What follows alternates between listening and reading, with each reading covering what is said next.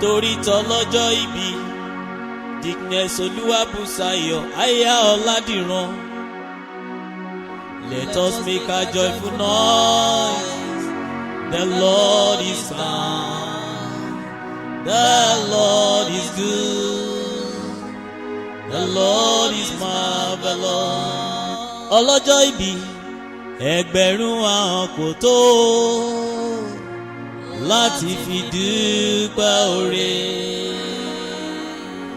Mo wo bí tí mo ti bẹ̀rẹ̀, mo wo bí tí mo bá dé.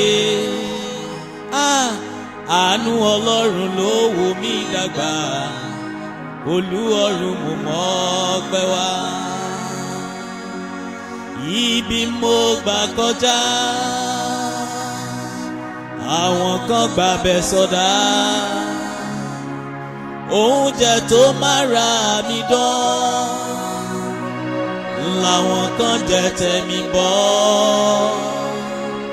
Ohun tó jẹ́ má bàrà fún wọn ló fi ṣàrà fẹ́mi, torí mo ránu gbà, torí mo ránu gbà ní. Irú ìrírí tí mo rí làwọn kan rí, ṣùgbọ́n àánú tí mo rí ni wọn kò rí gbà.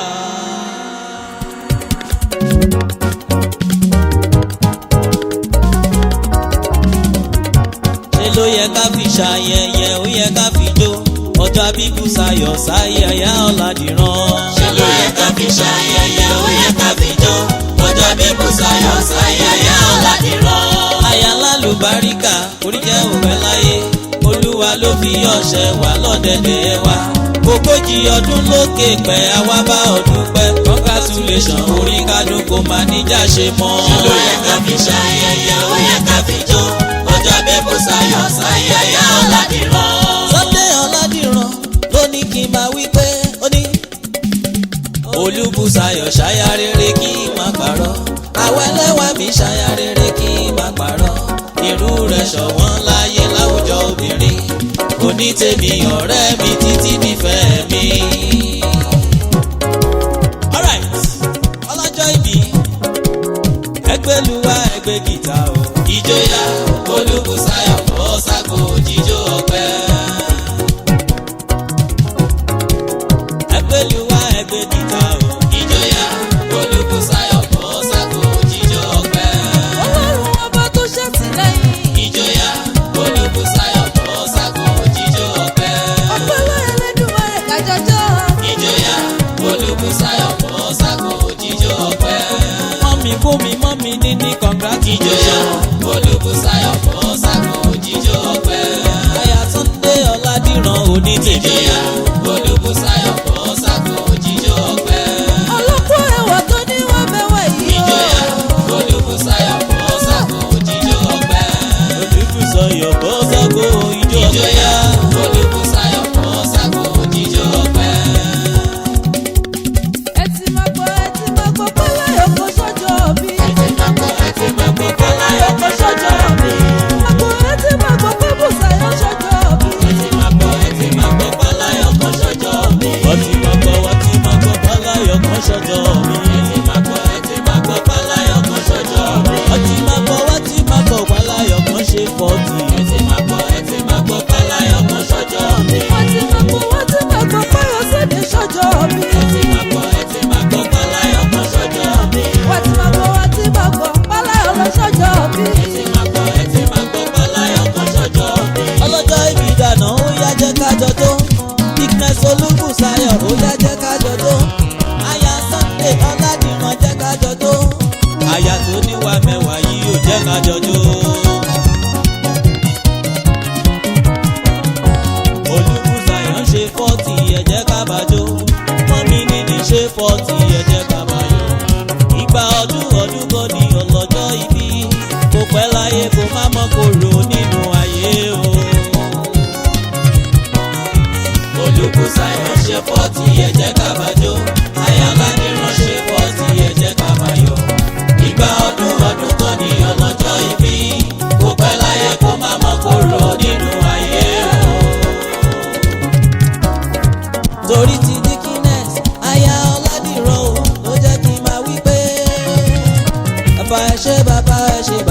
ṣe o.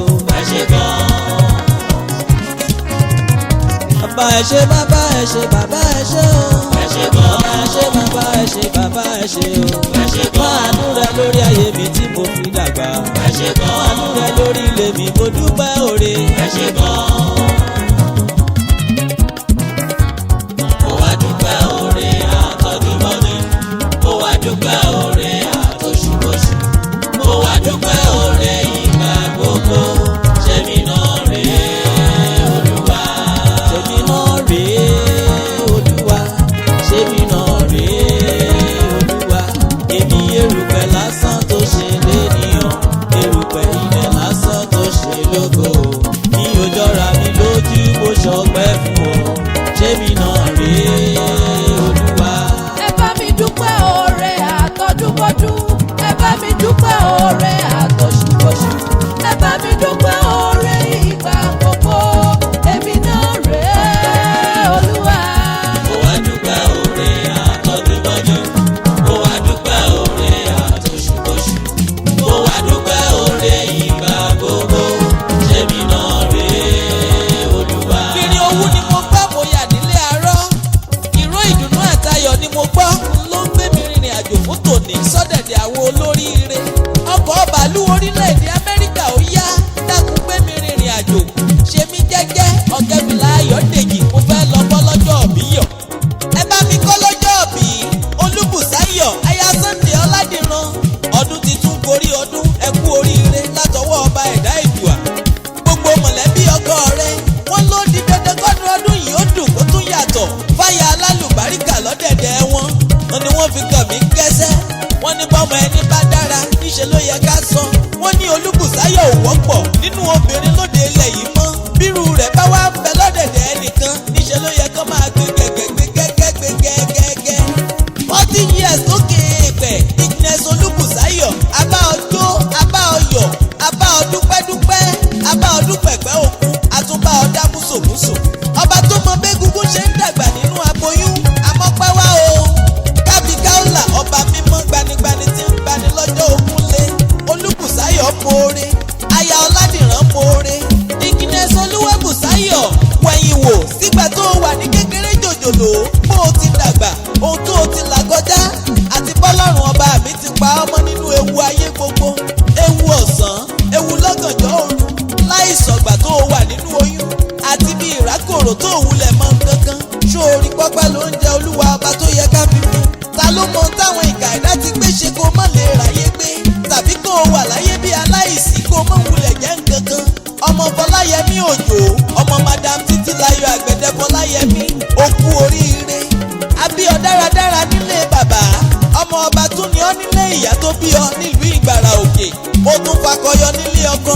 gbogbo mọ̀lẹ́bí Ọládìran nílùú Èrìjìyàn Èkìtì tẹ̀gàn ní bá a bá pè wọ́n ládùn bá rìn má tòṣì. Deaconess Olúbùsáyọ̀ aya Sunday Oladiran. mọ́mí níní mọ́mí kún mi òní rógun ìnira láyé. ìran ọ̀gẹ̀dẹ̀ ìsunkún àti dẹ̀ àti gbélé ayé tẹ̀síwájú nínú ohun rere òní ní ọ́ lára. gbogbo àwọn ẹ̀gbọ́n rẹ Dúpẹ́ àti Làbákẹ́ Gbénga àti Jùmọ̀kẹ́ títí ó fi mọ́ Olúwamúyìwá àbúrò rẹ. wọ́n ní ikú òjijì ohun àìsàn ò ní yọ ọ́ nínú mọ̀lẹ́bí wọn.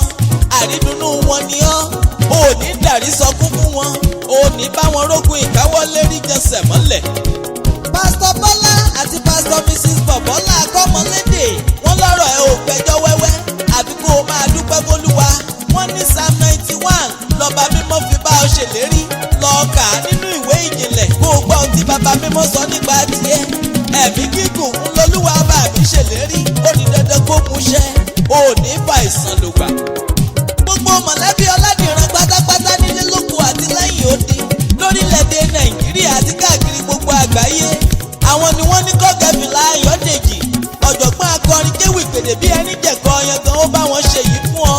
kọ́ba Èdùà má ṣe jẹ́ kó o fèyí ṣòpin